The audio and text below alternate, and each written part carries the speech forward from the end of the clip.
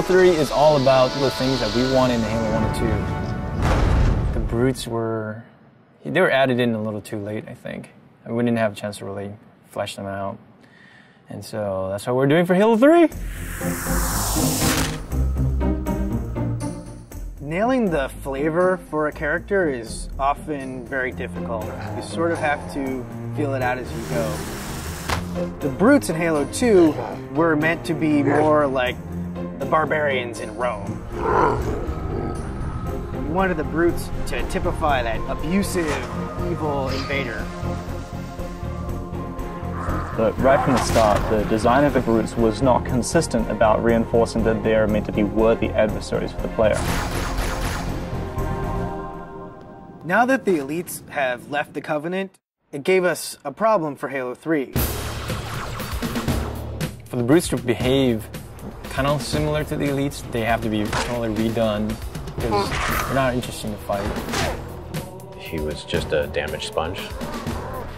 There were no interesting reactions, there wasn't an interesting death.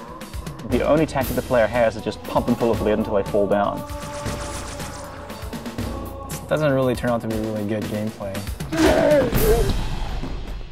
Going back and trying to recreate a character like this is one part art and one part science, and the art part is very difficult to understand just exactly how long it's going to take.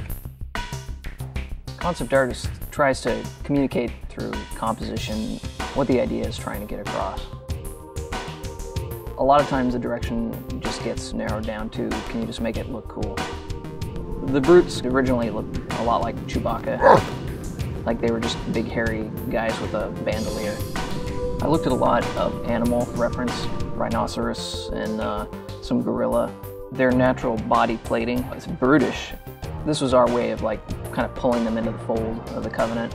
They've got kind of ancient looking buckles and gauntlets and leather straps holding all that stuff together, making them a little more serious bad guy, I hope. Everything the character does, whenever the character moves, we've created an animation for it.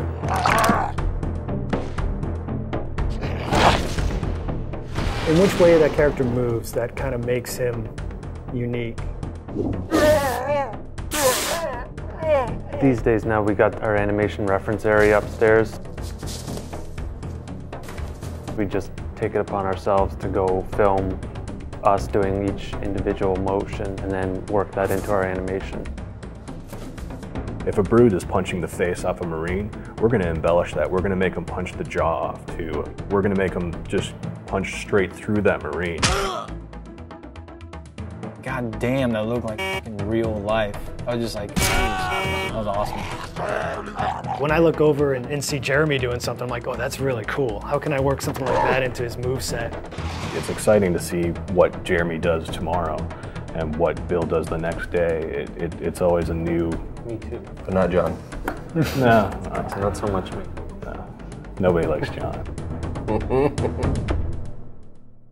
Players who are familiar with the brutes from Halo 2 will notice that these brutes are fully armed, fully equipped, and are not going to be pushovers.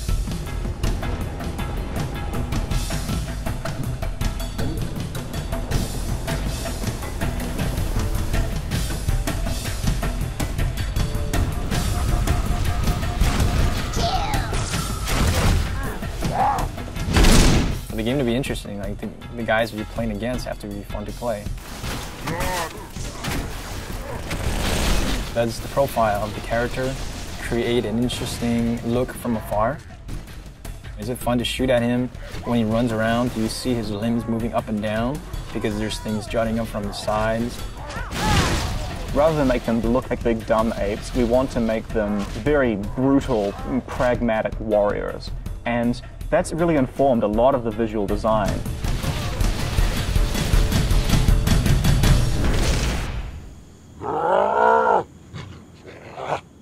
Visually, through the art, we define the different classes. The standard brute has just his normal armor with a very standard helmet. The brute captain has a much bigger headdress. And then the brute chieftains have very elaborate headdresses and very elaborate shoulder pads and armor on them. The interesting thing with some of the ideas that we came up with is not only do we need to figure out how the brutes interact with the other Covenant, but also how brutes interact with brutes. And we developed the idea of the brute pack. What makes it feel like two characters are aware of each other, deciding to do the same thing at the same time? Maybe you're kind of come around a corner and see them doing some sort of an activity that has nothing to do with fighting, but is going to give you sort of more insight into what the brute pack mentality is like. We have this really brutal behavior now, which is just the chieftain saying, everybody throw a grenade, and as a result, a second later, you have grenades flying in your face.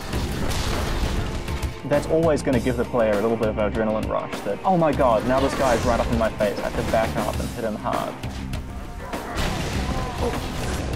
When the players kill him, they're like, oh man, I had to kill that guy. And then they go around a corner and there's like 4 more of them standing there, right? And they're like... I think that the brutes bring out sort of the indignant, self-righteous aspect of a lot of players. So I'm hoping to hear a lot of, take that, and I can't believe that you have invaded my planet and I'm going to throw you off. And we hope to really bring people into the character and the drama of the situation by putting them up against these really brutal characters.